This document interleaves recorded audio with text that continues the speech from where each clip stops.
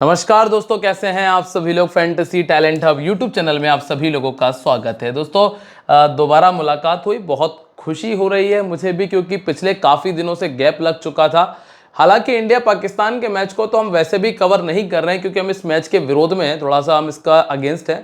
कारण मैं आपको पहले भी कई बार अपनी वीडियोज़ में बता चुका हूँ, कई बार रील अपलोड कर चुका हूँ, लेकिन ठीक है, मैचेस चल रहे हैं। अब मैचेस चल रहे हैं तो हमने लास्ट मैच में मैंने देखा था, कहीं यूट्यूब पे मेरे को आया था कि पाकिस्तान की आवाम, पाकिस्तान की जो मीडिया है वो बता रही थी कि अब की बार बहुत बुरी हार देंगे हम इंडिया को और बदला लेंगे और ये करेंगे, ठिकाना करेंगे।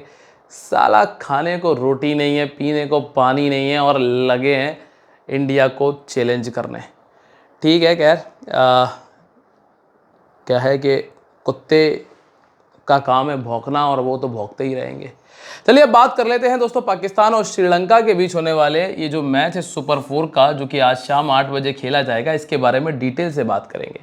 पाकिस्तान के गीदड़ और जो श्रीलंका के भी ठीक ठाक ही है, वैसे ही कुछ है, लेकिन जो भी प्लेयर्स है इनके बारे में हम चर्चा करेंगे कि कौन कौन सा बेहतर है, किसको टीम में रखना है, किसको छोड़ना है, कौन अच्छा परफॉर्मेंस कर रहा है और कर सकता है। इसके बारे में डिटेल से चर्चा करके फिर कॉम्बिनेशंस को तैयार करेंगे।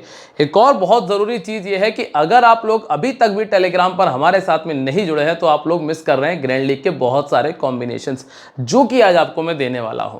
तो पाकिस्तान श्रीलंका का जो मैच है, इसके आपको ग्रैंड लीग के कॉम्बिनेशन जो हैं, काफ़ी सारे कॉम्बिनेशन जो आपको मैं टेलीग्राम पर शेयर करूंगा, वहां जुड़ जाइएगा, जो कि बिल्कुल फ्री है आप लोगों के लिए। इसके लिए आपको करना सिर्फ इतना सा है कि वीडियो के डिस्क्रिप्शन में चले जाना। आप डिस्क्रिप्शन में जाओगे ना, जैसे आप वीडियो के नाम पर क्लिक करोगे तो नीचे एक बॉक्स खुलेगा, जिसमें पहला जो लिंक है ना वो टेलीग्राम का लिंक है।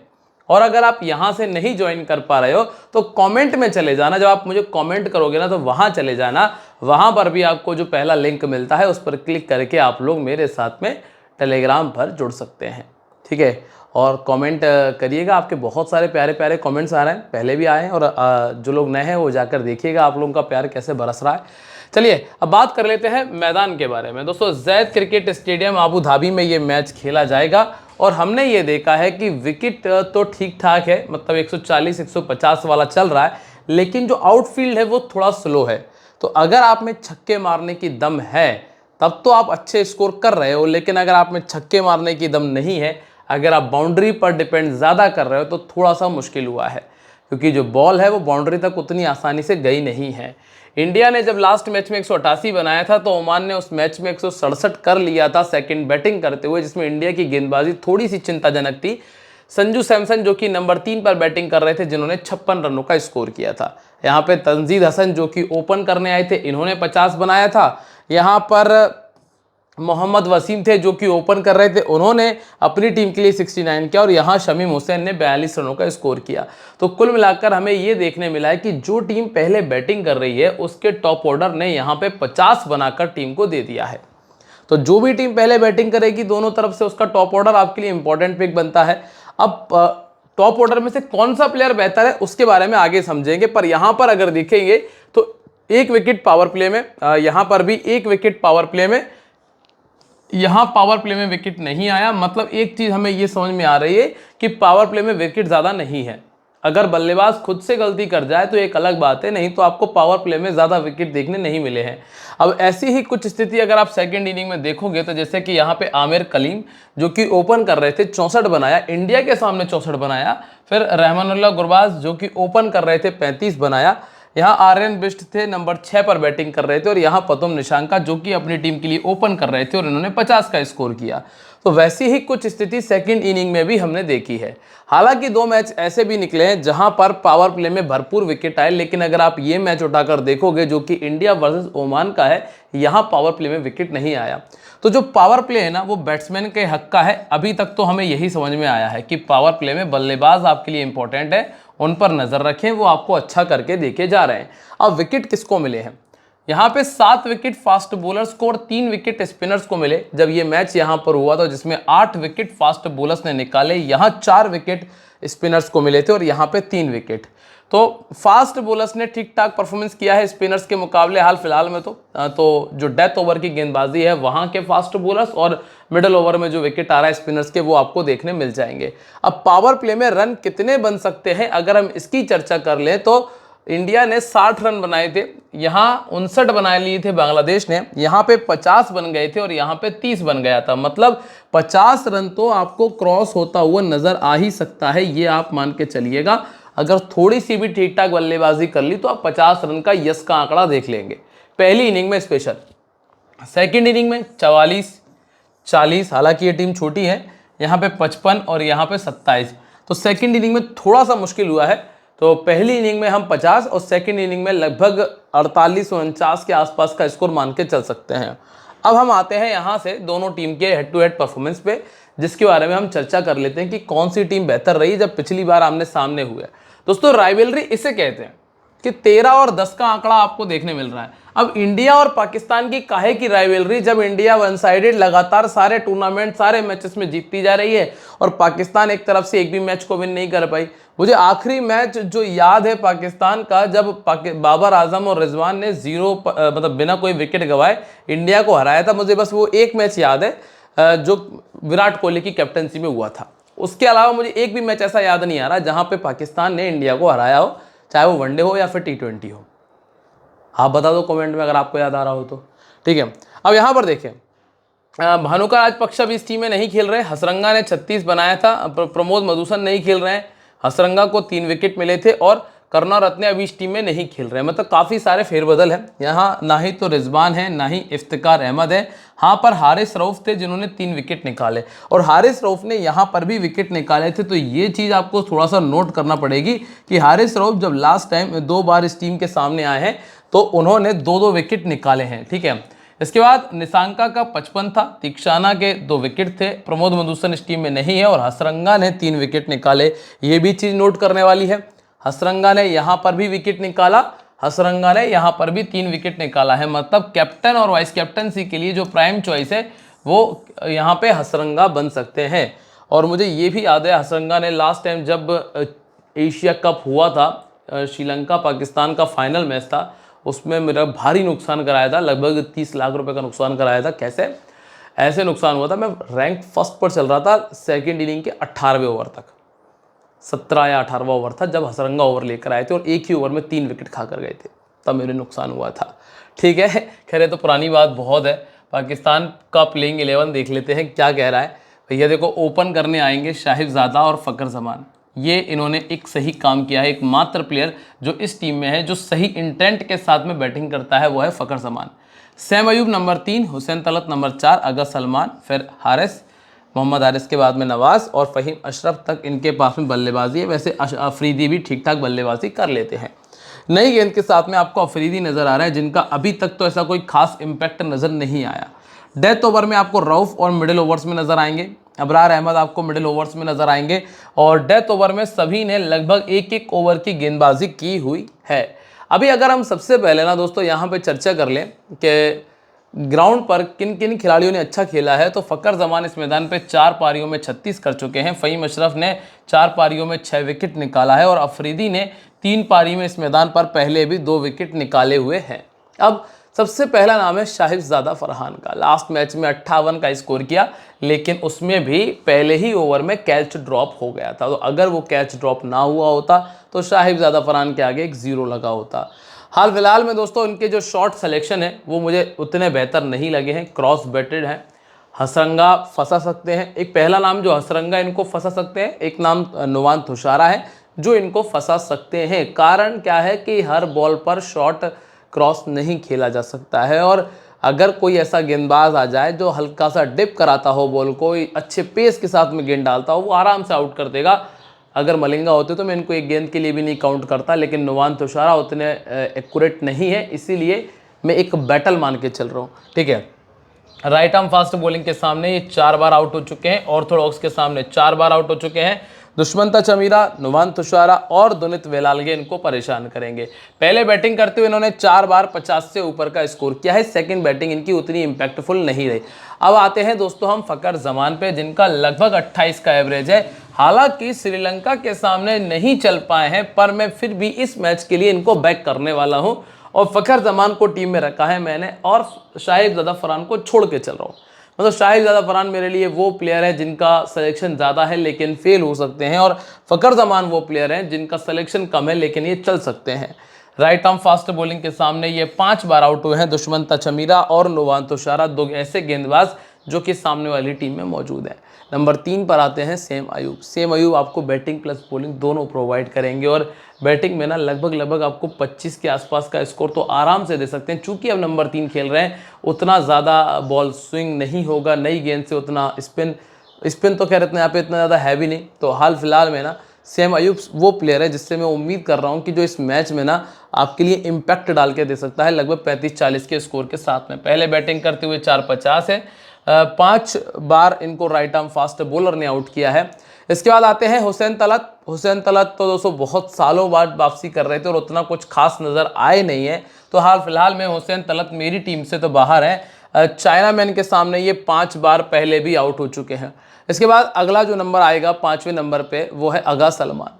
वाहियात वाहियात वाहियात, ये 3 शब्द मेरे मुंह से जो निकले हैं स्वर्णिम अक्षरों के तौर पे इनके चेहरे पर लिख दिए जाए तो बेहतर होगा, क्योंकि दोस्तों सिर्फ कप्तानी के तौर पे टीम में शामिल हुए और इतना गंदा खेल रहे हैं। अब आप खुद देखिएगा, कोई प्लेयर जो कि टीम का कप्तान है 27 मैचेस में महज 4 बार 50 है, स्ट्राइक रेट 116 का है और आप खेल रहे हो T20 अंतर्राष्ट्रीय जिसमें आपका IS है 56 रनों का।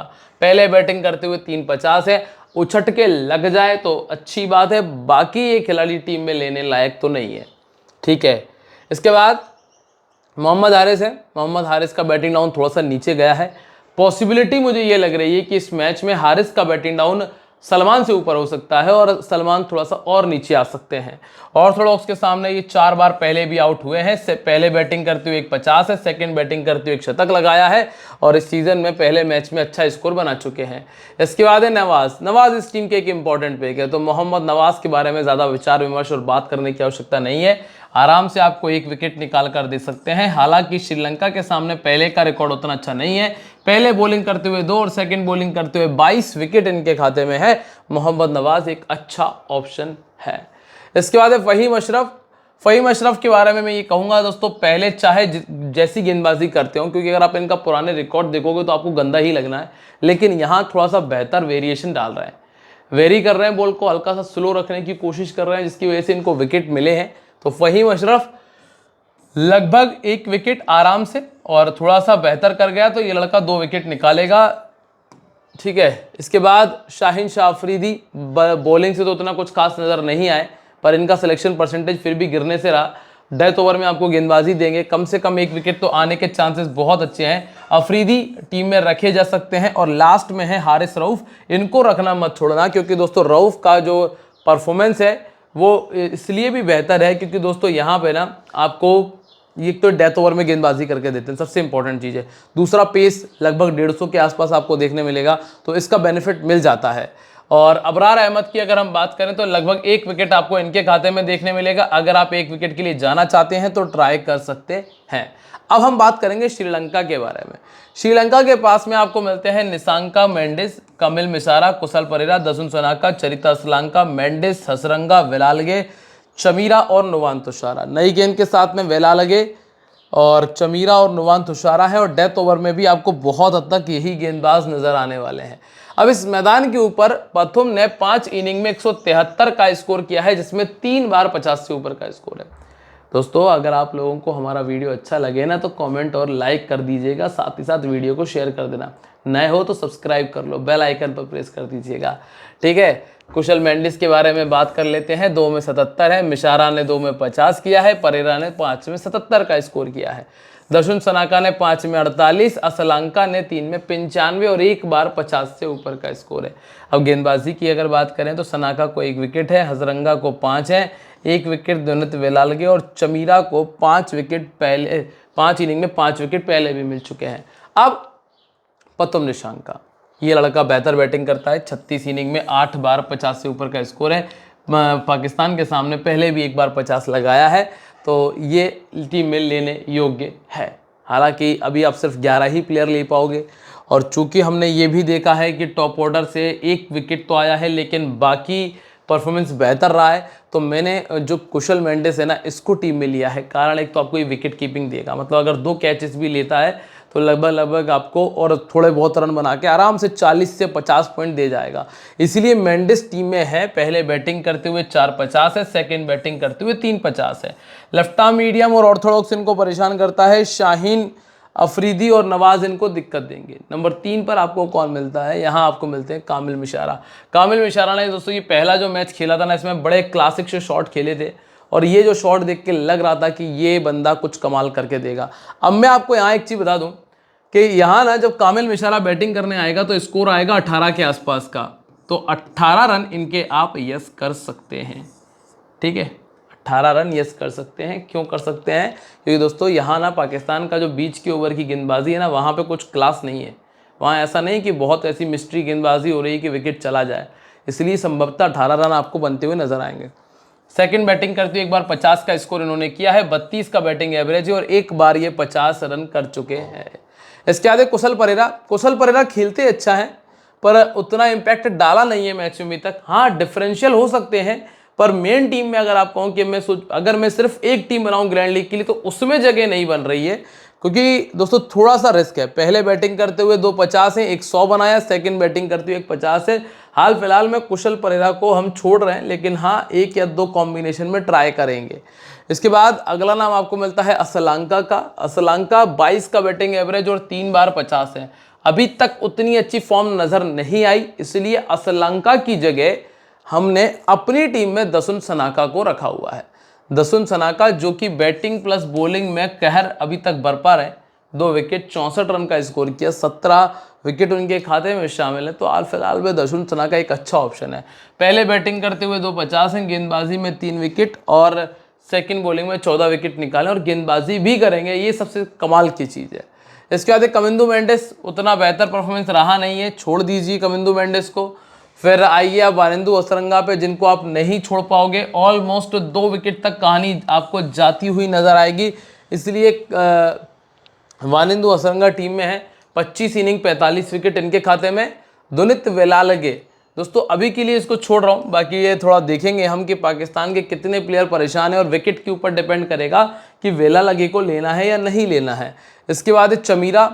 चमीरा ने ऑलमोस्ट हर मैच में 1 विकेट निकाला है, तो कम से कम 1 विकेट के लिए ट्राई कर सकते हैं। और लास्ट में है नुवान तुषारा, जो कि अनएक्सपेक्टेड बॉलर है, कब आपको 3-4 विकेट निकाल दें तो आप देखते रह जाओगे, इसलिए नुवान तुषारा को मैंने टीम में रखा है। अब कैप्टन वाइस कैप्टनसी में मैंने आपको बता चुका हूं ऑलरेडी, अयूब, फ़कर और वानिंदु असरंगा बेस्ट चॉइस है। बाकी मेंडिस, नवाज और हारिस रऊफ को भी ट्राई किया जा सकता है। चलिए अब जरा टीम कॉम्बिनेशन के बारे में चर्चा कर लेते हैं, इसके बाद आगे बढ़ेंगे। अब दोस्तों यहाँ पे देखिएगा, कुशल परेरा ऑब्लिक पतुम निशंका में से किसी एक को ट्राई कर लेना, पर चूंकि मैं पावर प्ले में 1 विकेट आराम से मान रहा हूँ, इसलिए मैंने निशंका को छोड़ा है। अगर आपको लग रहा है कि मेंडिस आउट होंगे तो आप निशंका को लेके चल सकते हैं, जिनको मैंने एज अ रिप्लेसमेंट दर्शाया भी है। इसके बाद है फ़कर जमान। बॉलिंग में दसुन असरंगा शामिल है, नवाज यहाँ पर है, कैप्टन में सैम अयूब और फ़हीम अशरफ को टीम में रखा है। बाकी शाहीन अफरीदी, नुवान तुषारा और हारिस रऊफ टीम में शामिल हैं। अब जो चेंजेस पॉसिबल हैं, जिसमें कि एक दुश्मंता चमीरा और कामिल मिशारा को रखा जा सकता है, यहाँ से साहिबजादा फरहान और अबरार अहमद आपको बाहर होते हुए अबरार अहमद को आप टीम में रख सकते हैं, किसी के रिप्लेसमेंट के तौर पे आप इनको टीम में जगह दे सकते हैं। और वो रिप्लेसमेंट वाले नाम अफरीदी और फ़हीम अशरफ में से ही एक होने वाला है, ये आप सभी लोग समझते हैं। उम्मीद करता हूं कि दोस्तों जो बातें मैंने आपको बताई है वीडियो में वो आप लोगों को बेहतर लगी होंगी। आगे मैं आपको टेलीग्राम पे शेयर कर दूंगा कॉम्बिनेशन, तो अगर टेलीग्राम पे नहीं हो तो अभी जाकर ज्वाइन करो। डिस्क्रिप्शन और कॉमेंट सेक्शन दोनों जगह लिंक है। मुलाकात होगी आप लोगों से अपनी अगली वीडियो में दोस्तों, तब तक के लिए बाय, जय हिंद, जय महाकाल।